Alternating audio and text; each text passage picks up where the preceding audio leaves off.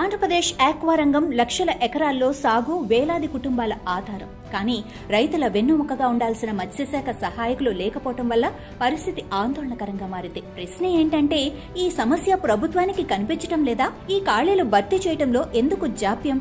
రైతులు ఇబ్బందులు పడుతుంటే, యువత నిరుద్యోగంతో కూరుకుపోతుంటే ప్రభుత్వం ఏం చేస్తోంది? ఈ అంశం ఫిషరీ న్యూస్ దృష్టిని బలంగా ఆకర్షించింది. రైతులు ఒకవైపు ఇబ్బందులు పడుతుండగా, మరోవైపు ఆక్వాకల్చర్, ఫిషరీస్ లో డిగ్రీలు పూర్తి చేసిన వేలాది యువత ఉద్యోగాల కోసం ఎదురు చూస్తున్నారు. చదివిన రంగంలో పనిచేసే అవకాశం రాకపోవడంతో వారిలో చాలా మంది సంబంధం లేని ఇతర రంగాల్లో తాత్కాలిక పనులు చేయాల్సి వస్తోంది. దీనివల్ల మత్స్య రంగానికి అవసరమైన నైపుణ్యం వృధా అవుతోంది. ఫిషరీస్ చదువుకున్న యువతను కాంట్రాక్ట్ ఆధారంగా లేదా ఇంటర్న్షిప్ ప్రాతిపదికన నియమిస్తే 2 లాభాలు కలుగుతాయి. విద్యార్థులకు ఉపాధి అవకాశాలు లభిస్తాయి. వారు చదివిన రంగంలోనే పనిచేసే అవకాశం దొరుకుతుంది. ఆక్వా రైతులకు సకాలంలో సేవలు అందుతాయి. పథకాల జాప్యం తగ్గుతుంది. ప్రభుత్వ విశ్వసనీయత పెరుగుతుంది. గ్రామీణ స్థాయిలో టెక్నికల్ సపోర్టు బలపడుతుంది.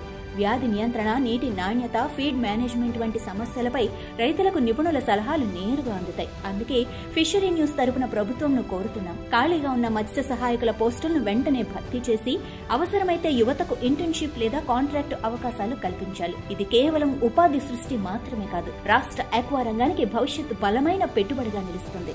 Follow Fishery News Telugu for more updates.